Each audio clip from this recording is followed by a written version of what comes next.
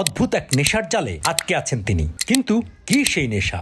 UK থেকে পাঠিয়েছে, Germany থেকে পাঠিয়েছে, তারপরে কোরিয়া থেকে হচ্ছে এই যে এরকম সেট পাঠিয়েছে। নেশাটাই এখন শখ। এক এক করে 1500 ইরেজারের মালিক। পিস হিসেবে কাউন্ট করি যদি, তাহলে হচ্ছে 1500 প্লাস। 2000 সালের দিকের ঘটনা আর কি। ওই সময় থেকে হচ্ছে আমার এই ইরেজার জমানোটা শুরু। যখন মা ইন্ডিয়াতে যেত বা ইন্ডিয়াতে যখন কাজিনরা থাকতো, ওদেরকে আমি বলে দিতাম তোমরা আমার জন্য ইরেজার পাঠায়ো। বা আমার সবসময় একটু স্টেশনারি জিনিসের প্রতি আকর্ষণ বেশি। যখন আমি 9-এ পড়ি আর কি, তখন আমার মনে হয় যে না, এটাকে আমি আমার একটা শখ হিসেবে নিতে পারি। আর হিন্দুদের মধ্যে একটা রিচুয়াল আছে ভাইফোঁটা আর কি। তখন ওই ভাইরা দোকানে নিয়ে গেলে বলে যে জামা নিবি বা চকলেট নিবি, ইরেজার দাও। আমি তো হোস্টেলে থাকছি, হোস্টেল থেকে যখন বাসায় আসি তো দেখা যায় যে সময় থাকে না গিফট কেনার, তখন টাকা দিয়ে দেয় অনেক আত্মীয় স্বজন। 5+ স্টার রেটিং প্রাপ্ত দেশের সর্বোচ্চ বিদ্যুৎ সাশ্রয়ী ও eco friendly Walton AC. Walton air conditioner, smart comfort এখন নেক্সট লেভেলে। বলে যে নিজের পছন্দের মতো কিছু কিনে নিস। আমি লিটারেলি আসলে ওই টাকাটা নিয়ে আমি স্টেশনারি দোকানে যাই, এই ইরেজার দেখি। এই বিস্কিটটা আমি একবার কিনে টেবিলে রাখলাম, সে এটাকে নিয়ে প্যাকেট থেকে খুলে কামড় দিতে গেছে, সে ভাবছে এটা বিস্কিট।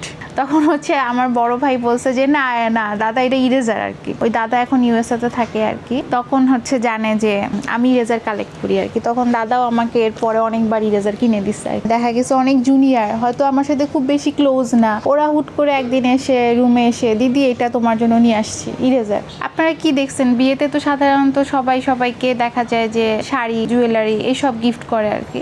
আমার বিয়ের আগ দিয়ে আমার একটা দাদা ইউএসএতে আছে এখন, সেও ডক্টর, সে আমাকে ডেকে আমাকে এই ইরেজারটা গিফট করেছিল আর কি। এটা হচ্ছে সোলার প্ল্যানেটের একদম সাজানো আর কি।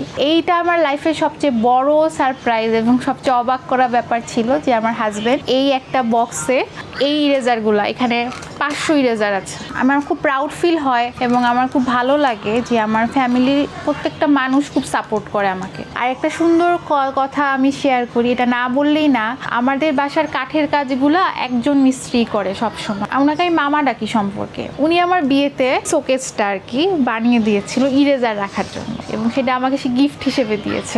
আমার ইরেজার কালেকশনের মধ্যে আমার দেশের মানে ইরেজার তো আছেই, বাংলাদেশের, তাছাড়া কলকাতার আছে, আসামের আছে, আন্দামান ওখানে আর কি, মানে আমার ভাইরা যেখানে যেখানে পোস্টিং হয় বা আমার বোনেরা সেখান থেকে পাঠায়। ইউকে থেকে পাঠিয়েছে, জার্মানি থেকে পাঠিয়েছে, তারপরে কোরিয়া থেকে হচ্ছে এই যে এরকম সেট পাঠিয়েছে। দেখা যেত যে দোকানে যেতাম, মা বলতো এই জামাটা কেন, তো আমি বকা দিয়ে বলতাম না কিনবো না। তখন মা বলতো যে মেয়েরা কত আবদার করে মার কাছে যে এই জামা কিনে দে বা এরকম। আমি মাকে ধরে ধরে ওই যে দেখা যেত যে হলমার্কে বা নিউ মার্কেটে বিভিন্ন দোকানে নিয়ে যেতাম যে আমাকে ইরেজার কিনে দেওয়া। আমার কাছে যদি এখন আমি কাউন্ট করি, যদি পিস হিসেবে কাউন্ট করি যদি, তাহলে হচ্ছে 1500 প্লাস। আর যদি আমি মানে প্যাটার্ন ধরি আর কি, যেমন এটাকে একটা ধরলাম, তাহলে হচ্ছে 800 এরকম আর কি, বা 900 এরকম আর কি হবে। এই ইরেজারের উপর কারো কোনো এক্সেস নাই, আমার মেয়েদেরও নাই, আমার ভাইরও ছিল না। আর কেউ যদি আমাকে বলে গুছাই দিবে, ওকে ফাইন, কিন্তু কেউ এ নিয়ে ইউজ করবে